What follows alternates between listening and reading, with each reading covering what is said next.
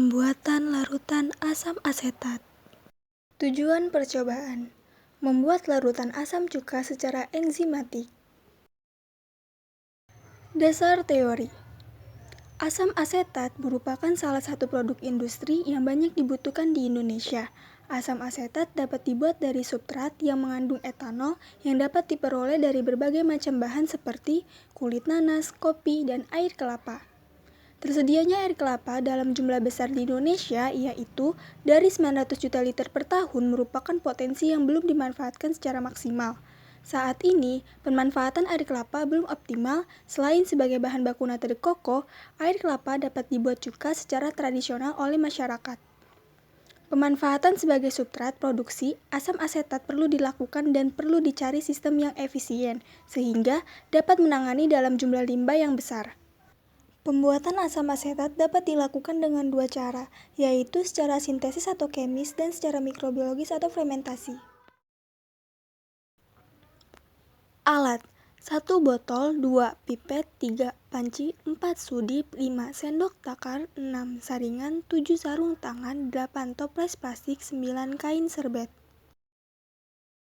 Bahan: 1 cuka, 2 ragi, 3 air kelapa, 4 gula pasir.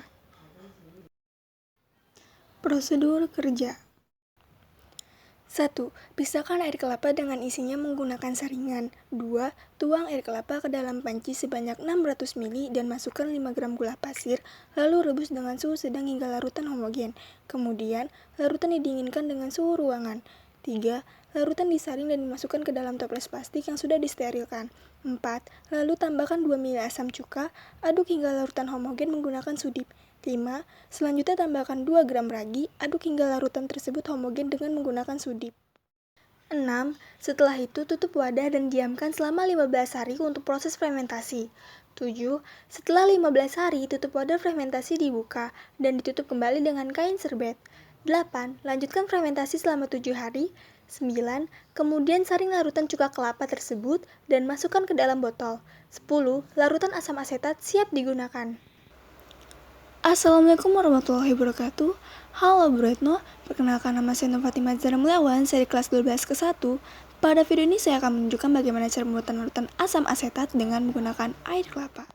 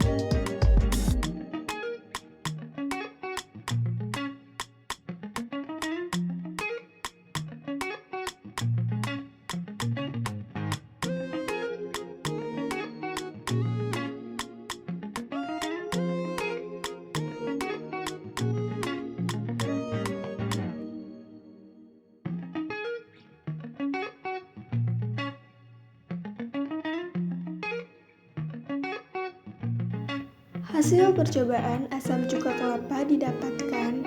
Pada percobaan pertama, setelah larutan asam asetat homogen didapatkan hasil sebagai berikut. 1. Warna larutan berubah dari warna putih bening menjadi warna putih keruh. 2. Volume larutan berkurang dari 600 ml menjadi 550 ml. Pada percobaan kedua yaitu proses fermentasi selama 15 hari didapatkan hasil sebagai berikut. 1. Warna larutan berubah dari putih keruh menjadi warna kuning keruh. 2.